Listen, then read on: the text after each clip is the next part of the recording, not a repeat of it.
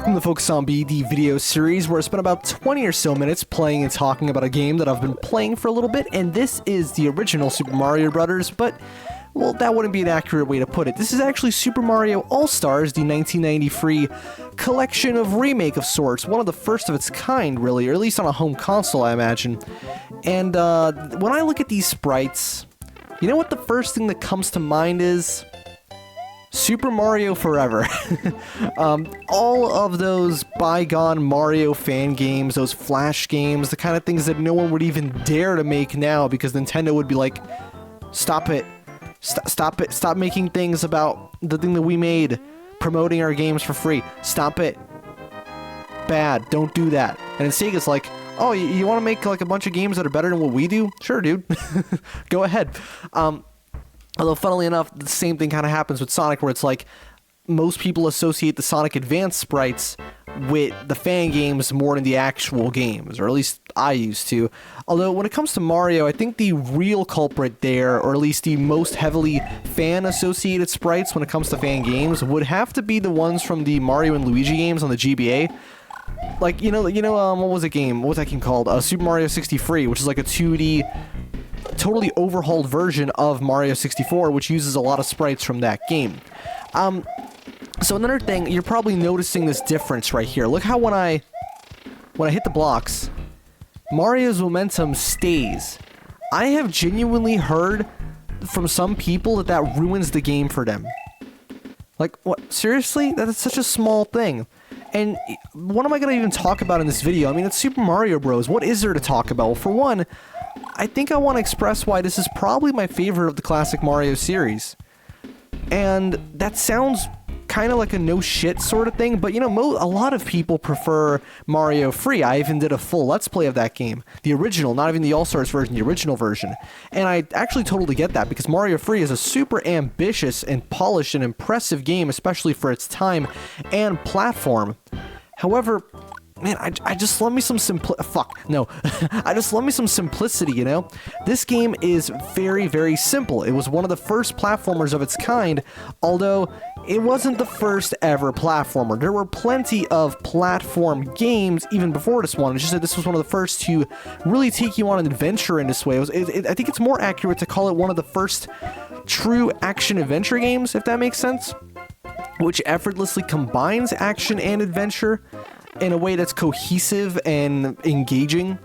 And I think this All-Stars version definitely adds to that because, for one, the new environments and sprites do seriously help. Like, I try to disregard graphical appeal as much as I can. I mean, presentation is a big part of it, but I try not to harp too much on, oh, the graphics are better. Yeah, but now here it adds so much to it, especially when the gameplay is so simple, and so that the game has to use those new environments to make it feel more interesting. You're going to notice how things that were only subtly hinted at in the original game, like slightly different color palettes for certain stages to make it almost seem like the weather is different or something, here, almost every overworld stage has a slightly different theme going on. I mean, it's not a complete overhaul or anything, but I definitely do think that this game, out of all of them, benefits the most, even compared to the other NES entries. I mean, Mario 2 was already a noticeable upgrade in fidelity versus Mario 1, and Mario Free, is this gonna work? There you go.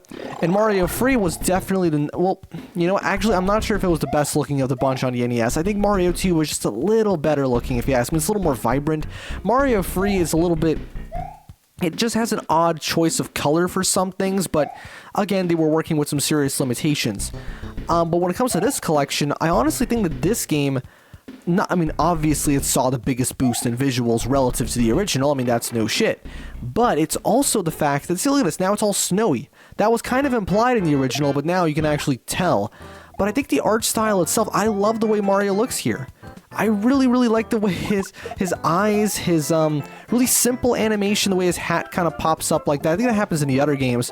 But I don't know, I know it sounds a little bit like it might just be the nostalgia of all the Flash games that I played, and also this really, really great game that I actually kind of inspired one of my own games a while ago called, what was it, Super Mario Ice Tower, I think it was just Mario Ice Tower. It's this really, really fun momentum-based like tower climbing game where you're constantly bouncing from each side of the screen, going like left and right and doing triple jumps and double jumps, and the music is absolutely insane. I still remember it. I haven't played that game in years, and I still like the music from that game lives in my head rent free. It's just absolutely crazy. I'm not sure what game it's from.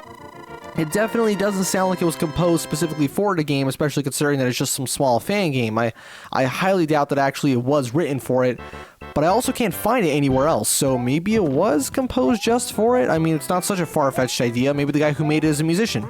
You know, like how I make all the music for my games.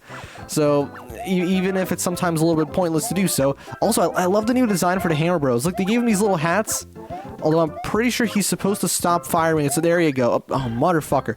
Yeah, they're supposed to let up at some point, and they do. I'm not sure if that behavior was added for this version, because of course, by 1993, games are becoming even more and more popular than if they ever had been.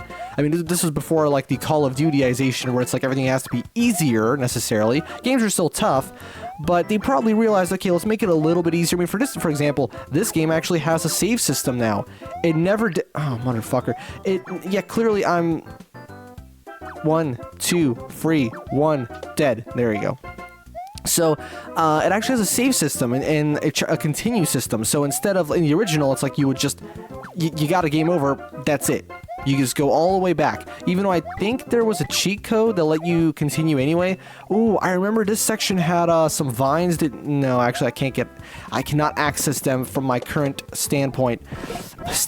God, have you ever spoken a lick of a language in your whole fucking life, man? Anyway, so that's one way that this game has been made more accessible, but it really is just the enhanced presentation.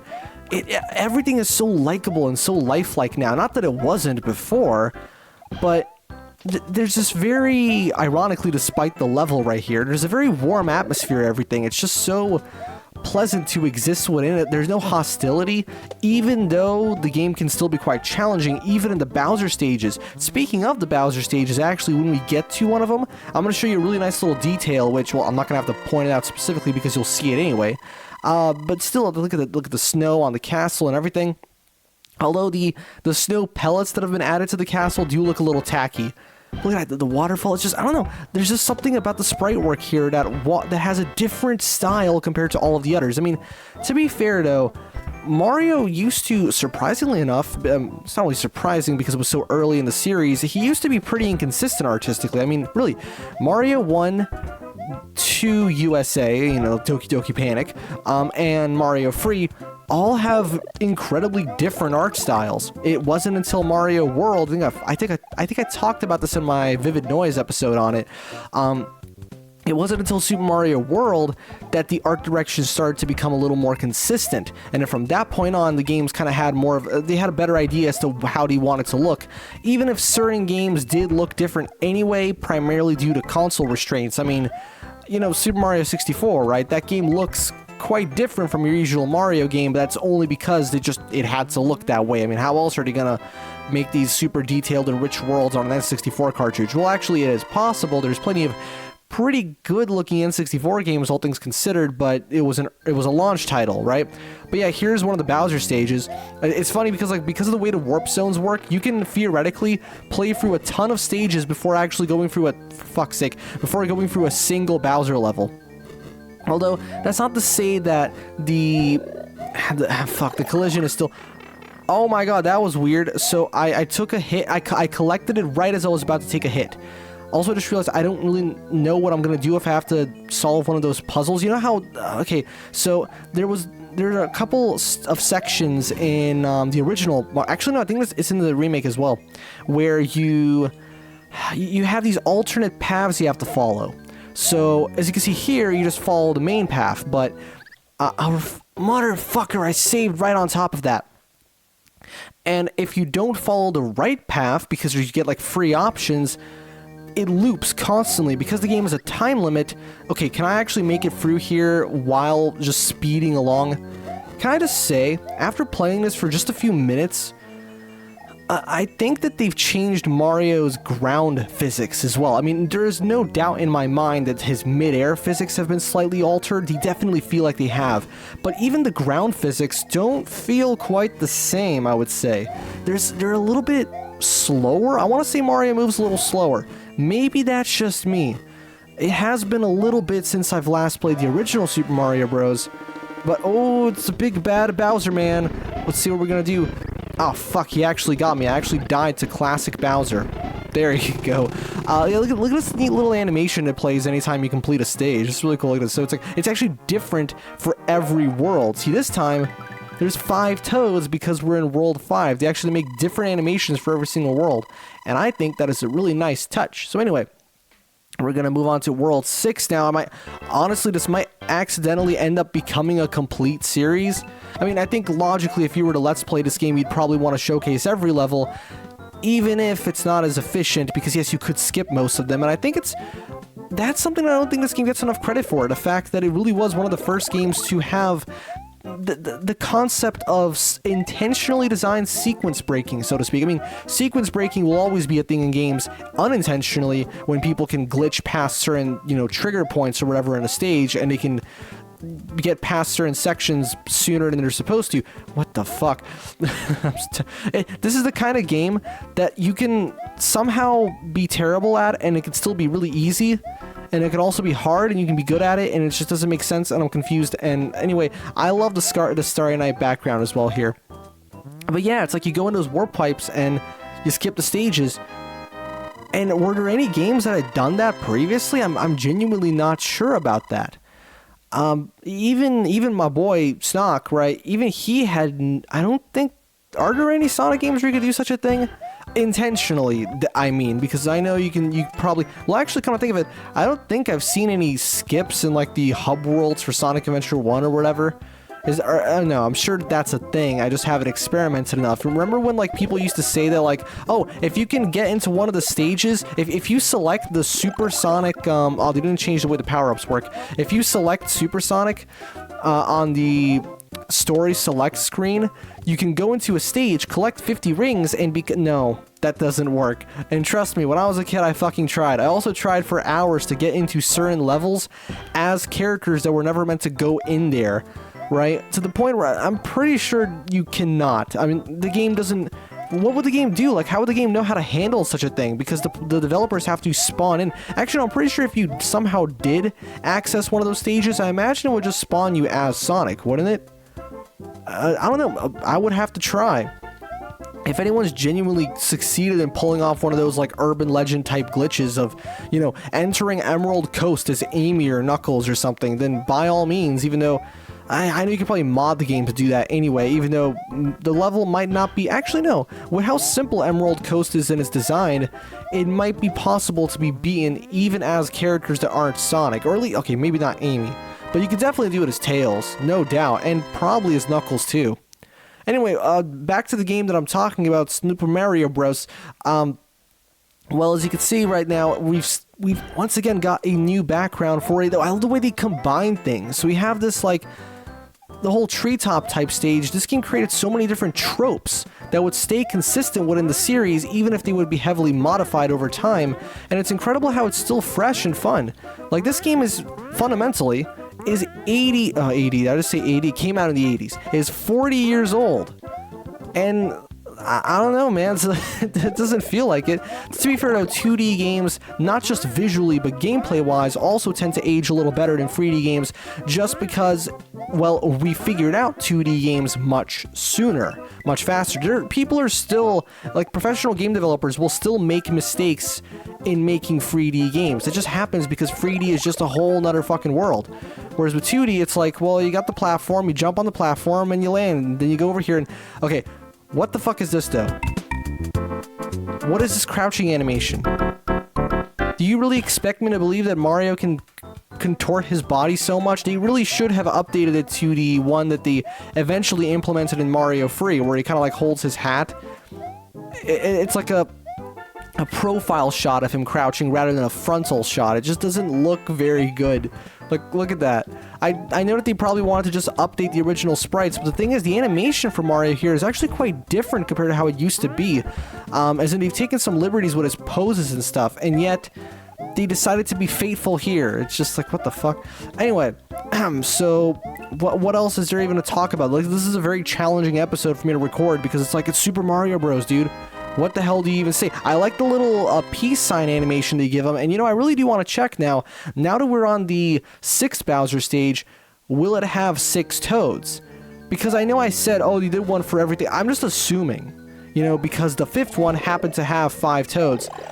But that doesn't necessarily guarantee that they did it for every single stage, or maybe they did, I don't know. So I have literally no idea what else is there to discuss when it comes to this game other than the fact that, okay, well, maybe the controls. See, the thing is, the controls are interesting because they're punishing, but they're fair.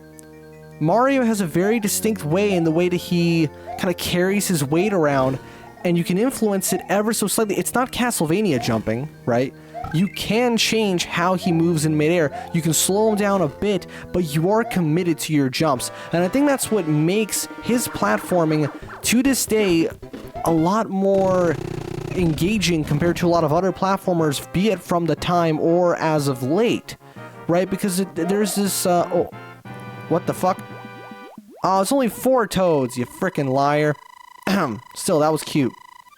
And there's been this thing as of late with, like, Hollow Knight inspired games using, well, not just Hollow Knight, but that game popularized or re-popularized the no momentum type jumping. The kind of jumping you would have in a game like Mega Man, where when you jump, there is no weight to the jump. You can freely influence the character's direction however you want. Now, that works in certain kinds of games. In fact, for more adventure-focused games as opposed to, how would you call it, platforming skill-driven? Like, for example, Hollow Knight is a very combat-focused game, just like Mega Man, actually. And so that kind of control totally makes sense. Here, the combat is, well, there is no combat, pretty much. So if the control was, damn it. So if the controls were just as direct, and if they listened to you as much as they would in a game like Mega Man, the game will probably be a lot more boring. In fact, no, we don't have to imagine that. There exist tons and tons of MS-DOS era, like, shareware Mario clones which use that kind of jumping, right? As in, they don't really have any weight to the jump. You just jump and you can freely move left and right, and that makes the platforming really dull. I also talked about this in an episode on Vivid Noise, on, what was that game? Charlie the Duck?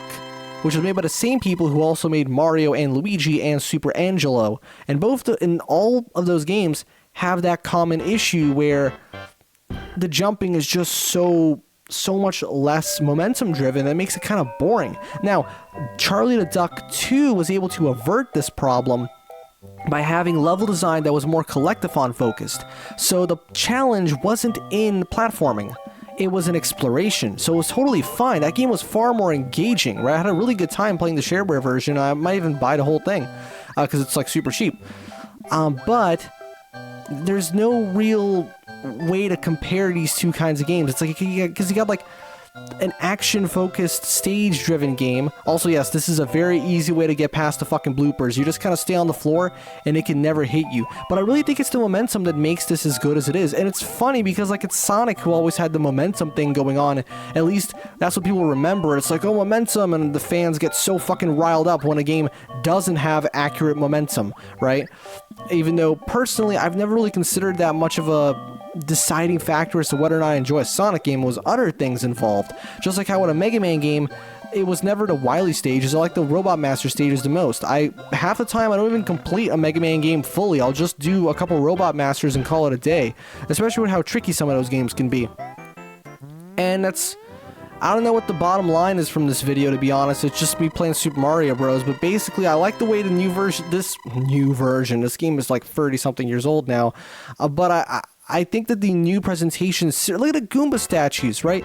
It really adds to the variety, and it's a really interesting way to modernize, for the time, something that was already becoming quaint. I mean, games were progressing so rapidly that in just a single year, something that was revolutionary would become out of date, right?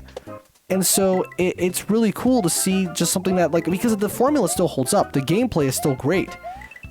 So just having all these little touches, it makes it feel like the game just came out, even though it did not just come out.